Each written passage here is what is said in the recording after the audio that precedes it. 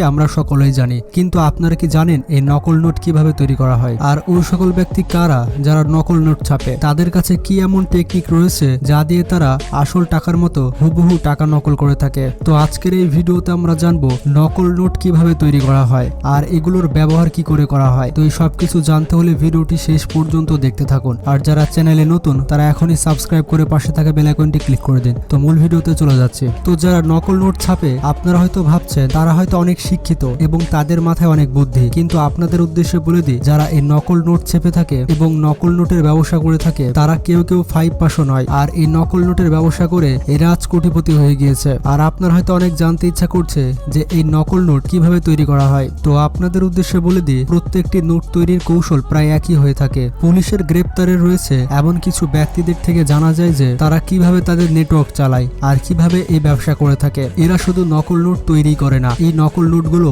একটি strategy follow করে মার্কেটে ছেড়ে দেয়। আর এই নকল নোট তৈরি করার জন্য সর্বপ্রথমে একটি বিশেষ ধরনের ফ্রেশ এবং দামি পেপার ব্যবহার করা হয়, যেগুলো হুবহু আসল নোটের কাগজের মতো। তারপর কম্পিউটারে আসল নোটকে স্ক্যান করে নেওয়া হয়। তারপর আলাদা আলাদা রঙের হিসেবে মাস্টার কপি তৈরি করা হয়। এরপর সাদা কাগজে নকল ওয়াটারমার্ক তৈরি করা হয়। তারপর বাংলাদেশি নোটে যে বাংলাদেশ ব্যাংকের সিল থাকে সেটি তৈরি করা হয়। আর ভারতীয় নোটে RBI এর সিল তৈরি করা হয়। তারপর বাংলাদেশ ব্যাংকের যে স্পেশাল একটি পট্টি পাওয়া যায় সেটি স্টিকারের মতো ওই নকল নোটে লাগিয়ে দেওয়া হয়। আর এরপর কম্পিউটারের মাধ্যমে নোটগুলোকে শিটে ছেপে নেওয়া হয়। আর একটি কাগজের উপরে 4টি নোট ছাপা হয়। আর আসল নোট অনেক হাত বদল হওয়ার কারণে একটি খসখসে ভাব থাকে। এই খসখসে ভাবটি আনার জন্য যারা নকল নোট তৈরি করে থাকে তারা স্ক্রিন প্রিন্ট করে থাকে। তারপর কাটারের মাধ্যমে এই নোটগুলোকে আলাদা আলাদা করা হয়। আর আলাদা আলাদা করার পরে এগুলোকে বান্ডিল করা হয়ে থাকে।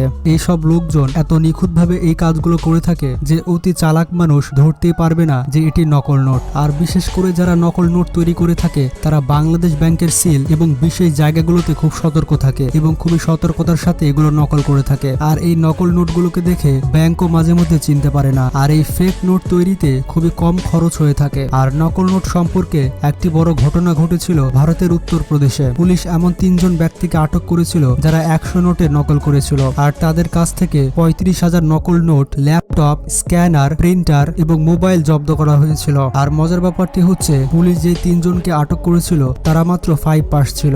আর তাদের মতে 10,000-এর একটি বান্ডিল তৈরি করতে তাদের মাত্র 400 রুপি খরচ হতো। আর এই নকল নোটগুলো তৈরি করতে সময় লাগতো মাত্র 5 মিনিট। আর তারা এই নকল 10,000 টাকার বান্ডিল সেলসম্যানের মাধ্যমে মার্কেটে ছেড়ে দিত।